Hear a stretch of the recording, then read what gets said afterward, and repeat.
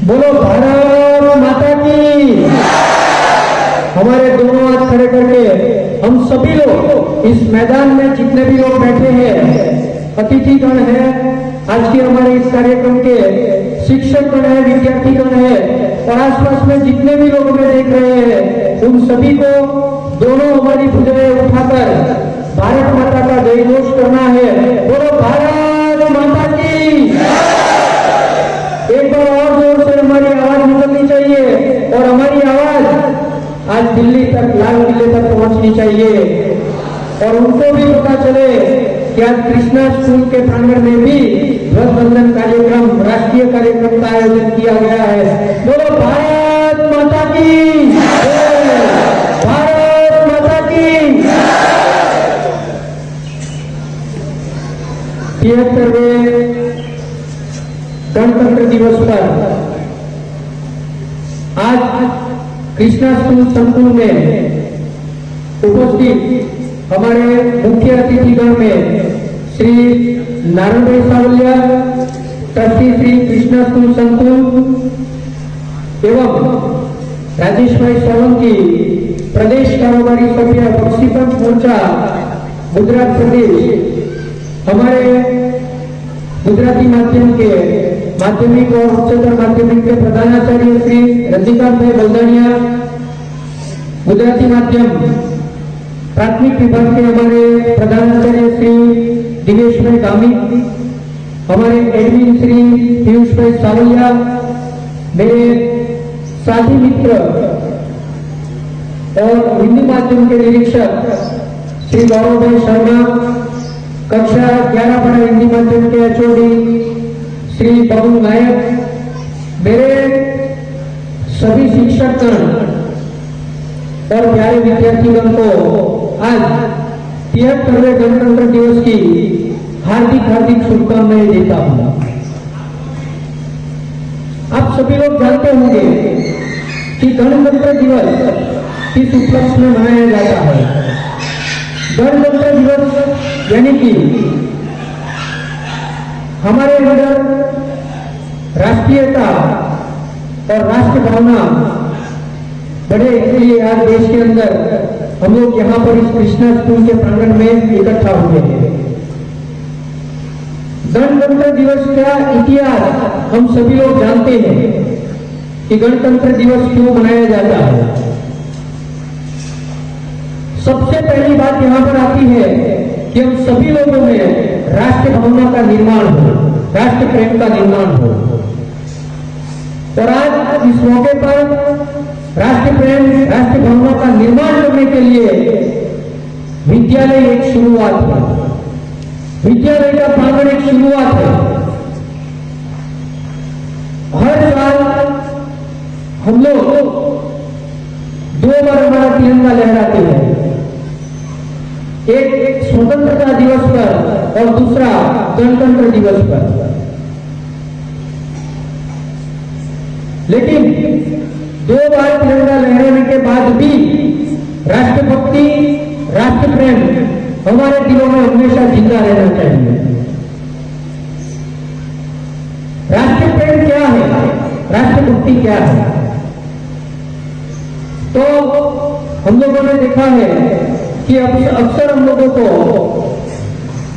हमारे देश को स्वतंत्र करवाने के लिए जितने भी लोगों ने बलिदान दिए हैं, जितने भी लोग शहीद हुए हैं और आज भी हमारी देश की सीमाओं को सुरक्षित करके बैठे हमारे वीर जवान, जिन्होंने आज राष्ट्रभक्ति और राष्ट्र भावना का श्रेष्ठ उदाहरण दिया है, उनका योगदान भी आज राष्ट्र के लिए बहुत बड़ा योगदान माना जाता है। तो हम भी तो इस देश के नागरिक हैं, हम भी तो इस देश के लोग हैं, तो हमारे अंदर भी राष्ट्रभक्ति, राष्ट्र प्रेम, राष्ट्र के प्रति लगाव होना बहुत ही आवश्यक है। हम लोग हमारी राष्ट्रभक्ति को सरहद से जाकर नहीं बता सकते हैं। हमारा देश स्वतंत्र है, इसलिए हम किसी के सामने स्वतंत्रता संग्राम नहीं कर सकते, लेकिन वर्तमान समय में हमारी राष्ट्रभक्ति जो है वो है हमारी राष्ट्रीय एकता। 130 करोड़ भारतवासी मिलजुल कर रहे और इस राष्ट्र को, इस देश को परम वैभव तक ले जाए, ये हमारी राष्ट्रभक्ति है। स्वदेशी वस्तुओं को अपनाकर अपने राष्ट्र के हाथ मजबूत करें। आत्मनिर्भर भारत का नारा हमारे माननीय प्रधानमंत्री श्री नरेंद्र भाई मोदी ने जो दिया है, उस नारे को आगे ले जाकर हम अपने देश को आत्मनिर्भर बनाएं। ये हमारी राष्ट्रभक्ति है। अभी आपको यहां से A to Z ABCD के अनुसार आपको विभिन्न प्रकार की योजनाओं के और विभिन्न प्रकार के कार्यों के नाम बताए गए। बहुत ही सराहनीय बात और बहुत ही अच्छी जानकारी हमारे बीच में रखी गई। स्वच्छ भारत अभियान, हमारे देश को स्वच्छ रखना, हमारे विद्यालय को स्वच्छ रखना, हमारे घर को स्वच्छ रखना, हमारे शहर को स्वच्छ रखना, ये भी राष्ट्रभक्ति का उदाहरण है। हम कहीं पर भी कचरा न फेंके, कहीं भी किसी भी प्रकार की कोई गंदगी न फैलाए, ये हमारी राष्ट्रभक्ति है, हमारा देश प्रेम है। हमारे देश, हमारे धर्म और हमारी संस्कृति को हमेशा लोगों के बीच में उजागर करे, ये हमारी राष्ट्रभक्ति है। विभिन्न प्रकार से लोगों का सहयोग करे, हमारा स्वभाव हमेशा लोगों की मदद हो सके ऐसा होना चाहिए, ये हमारी राष्ट्रभक्ति है। इस 130 करोड़ आबादी वाले देश में मैंने कई बार क्लासरूमों के अंदर भी कहा है कि 130 करोड़ की आबादी वाले देश में हमारी जगह कौन सी है, ये हमें तय करना पड़ेगा, मजबूती से तय करना पड़ेगा। इसके लिए हमें दूसरे लोगों से अलग प्रकार के काम करने पड़ेंगे। दूसरे लोगों से अलग प्रकार के काम करेंगे तो देश और दुनिया में हम लोग पहचाने जाएंगे। आज हमारा देश समस्त विश्व का नेतृत्व कर रहा है। आज हमारा देश विश्व गुरु बनने की दिशा में अग्रसर हो रहा है और देश ने जो प्रगति की है, जो सिद्धि हासिल की है, वो सिद्धि भी हमारे लिए प्रशंसनीय सिद्धि है। मैं आपके संज्ञान में एक बात कहना चाहता हूं, आप सभी इस देश के लोग हैं, इस देश के नागरिक हैं, तो हमारी इस देश के प्रति हमारा दायित्व क्या है, उसको हमें बखूबी याद रखना पड़ेगा। केवल साल में 2 बार तिरंगा उठा लेने से, भारत माता का जय घोष कर लेने से, वंदे मातरम बोल लेने से हमको देशभक्त नहीं हो जाते हैं। देश के लिए समर्पण की भावना हमारे अंदर होनी चाहिए। आप सभी जानते होंगे कि कल गणतंत्र दिवस की पूर्व संध्या पर हमारे देश में से कल पद्म विभूषण, पद्म भूषण और पद्मश्री अवार्ड से कई लोगों को सम्मानित किया गया। आपको पता होगा पद्म विभूषण जो पुरस्कार है वो हमारे देश का सर्वोच्च पुरस्कार माना जाता है। कल गणतंत्र दिवस की पूर्व संध्या पर जो पद्म विभूषण पुरस्कार दिए गए, उनमें भारत के प्रथम CDS बिपिन रावत जी को, जिनका अभी कुछ ही दिन पहले वो शहीद हुए हैं एक विमान दुर्घटना में, हेलीकॉप्टर दुर्घटना में। मरणोपरांत उनको पद्म विभूषण पुरस्कार की घोषणा कल हमारी भारत सरकार ने की है। उसके बाद उत्तर प्रदेश के पूर्व मुख्यमंत्री कल्याण सिंह जी, जिनको भी मरणोपरांत पद्म विभूषण पुरस्कार दिया गया है। बाद में प्रभा अत्रे जो शास्त्रीय गायक है उनको भी पद्म विभूषण पुरस्कार से सम्मानित किया गया, और राधेश्याम खेमका जो है उनको भी पद्म विभूषण से सम्मानित किया गया। ये नाम मैं यहाँ पर इसलिए ले रहा हूँ, ये बात मैं आप लोगों को इसलिए बता रहा हूँ कि कभी हम लोग भी इस पुरस्कार के काबिल बने, इस सम्मान के काबिल बने, कि हमारे देश का सर्वश्रेष्ठ पुरस्कार हमें मिले। इस दिशा में हमें काम करना पड़ेगा। ये राष्ट्रभक्ति है, ये देशभक्ति है। पद्म भूषण पुरस्कार, कई लोगों को कल पद्म भूषण पुरस्कार भी दिए गए, जिनमें गुजरात में से स्वामी सच्चिदानंद जी, जिनका नाम आप लोगों ने सुना होगा, स्वामी सच्चिदानंद जी को कल पद्म भूषण पुरस्कार गुजरात में से प्राप्त हुआ। बहुत सारे लोगों को मिले पुरस्कार। मैं सभी के यहाँ से व्यक्तिगत नाम नहीं ले सकता क्योंकि हमारे पास समय की एक मर्यादा है। पद्मश्री पुरस्कार की बात करें तो हमारे ओलंपिक जो गेम हुए थे, ओलंपिक जो खेल हुए थे, उनमें से नीरज चोपड़ा का नाम आप लोगों ने सुना होगा, जिन्होंने भारत के लिए गोल्ड मेडल प्रस्थापित किया। नीरज चोपड़ा को पद्मश्री पुरस्कार मिला। हमारे गायक कलाकार सोनू निगम जी को पद्मश्री पुरस्कार मिला। और गुजरात में से कल पुरस्कारों की वर्षा हुई गुजरात के लिए। उनमें डॉक्टर लताबेन देसाई, जो समाज सेवा का एक बहुत बड़ा कार्य कर रही है, उनको भी कल पद्मश्री पुरस्कार से सम्मानित किया गया है। दूसरी बात मैं आपको बताऊं, हमारे सूरत के ही जाने माने उद्योगपति और डायमंड क्षेत्र में जिनका बहुत बड़ा नाम है और हरे कृष्णा एक्सपोर्ट के नाम से जिनकी डायमंड फैक्ट्री चलती है, ऐसे हमारे सूरत के भी दानवीर श्री सऊदी भाई तोड़किया को भी कल भारत सरकार ने पद्मश्री पुरस्कार से सम्मानित किया। हमारे सूरत की धरती को इतना बड़ा सम्मान मिला है।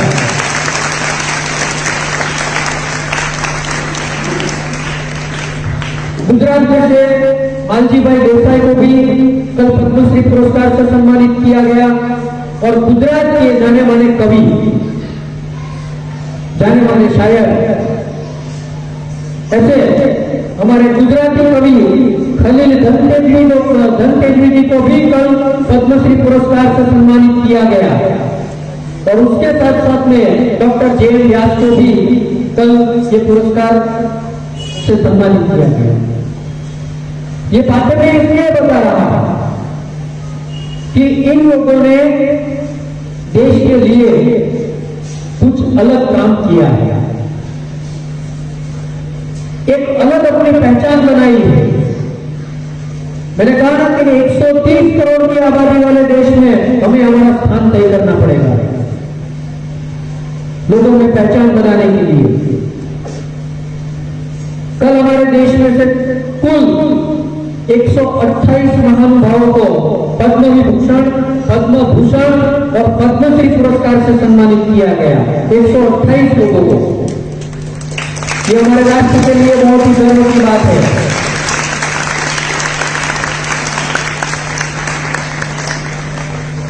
इनमें से 4 लोगों को पद्म विभूषण पुरस्कार दिया गया। 128 में से 4 लोगों को पद्म विभूषण पुरस्कार दिया गया, 17 लोगों को पद्म भूषण पुरस्कार दिया गया और 107 लोगों को पद्मश्री पुरस्कार दिया गया। ये राष्ट्र के लिए बहुत बड़े गर्व की बात है। भूतकाल में भी ये पुरस्कार दिए जा चुके हैं, लेकिन गिने चुने लोगों को ऐसे पुरस्कारों से सम्मानित किया जाता था। कभी हमने देश में ऐसा नहीं सोचा था कि एक गरीब परिवार के एक बुजुर्ग महिला को, कभी नहीं सोचा था, ये सपना भी हमने नहीं देखा था। एक गरीब परिवार से एक बुजुर्ग महिला को भी दिल्ली में राष्ट्रपति भवन के अंदर पुरस्कार दिए जाएंगे। याद हो रहा है, इस देश के अंदर बदलाव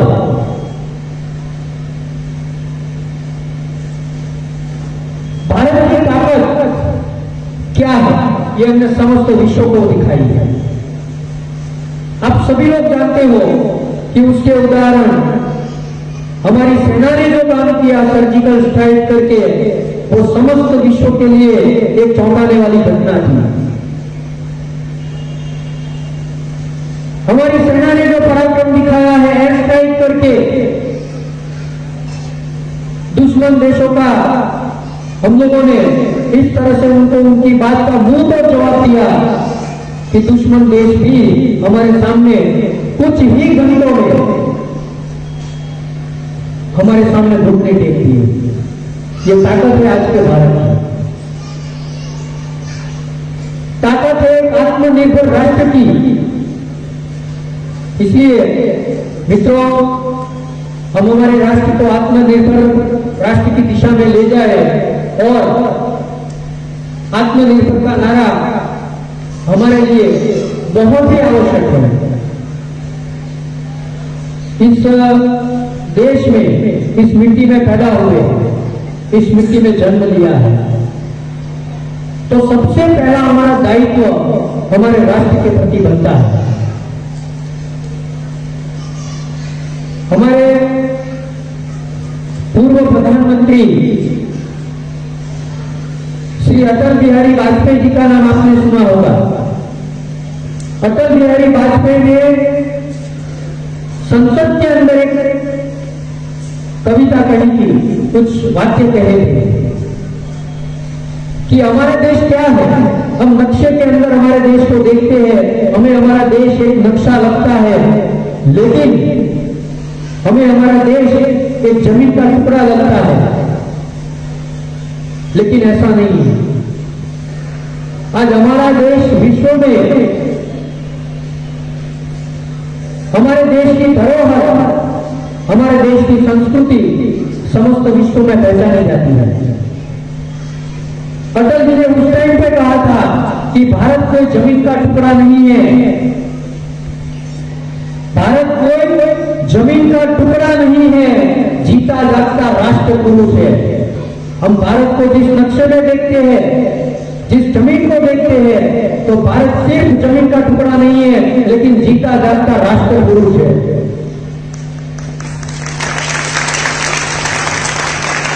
और भी उन्होंने कहा था कि भारत की भूमि अभिनंदन की भूमि है, अर्पण की भूमि है। भारत की भूमि अभिनंदन की भूमि है, अर्पण की भूमि है। यहाँ हर नदी हमारे लिए गंगा है। भारत की हर नदी हमारे लिए गंगा है, चाहे वो हमारे सूरत शहर से गुजरने वाली तापी भी क्यों ना हो। लेकिन प्रत्येक नदी भारत की गंगा के समान है। हर कंकड़ में शंकर है, यानी कि एक छोटे से छोटे अंश में भी देव है, शंकर है। इस भारत की कल्पना हमारे प्रधानमंत्री ने की थी कि हर कंकड़ में शंकर है, जिएंगे तो इस देश के लिए और मरेंगे तो भी इस देश के लिए। भारत कोई जमीन का टुकड़ा नहीं है, भारत एक जीता जागता राष्ट्र पुरुष है। किसी राष्ट्र पुरुष के लिए हमें बहुत ही सामर्थ्य करना पड़ेगा, बहुत ही श्रम करना पड़ेगा और राष्ट्र के प्रति हमारी राष्ट्र भावना को बनाए रखना पड़ेगा। इसी के साथ मैं अपनी वाणी को विराम देता हूं। धन्यवाद। भारत माता की जय, जय जय गणतंत्र गुजरात और गणतंत्र दिवस की आप सभी को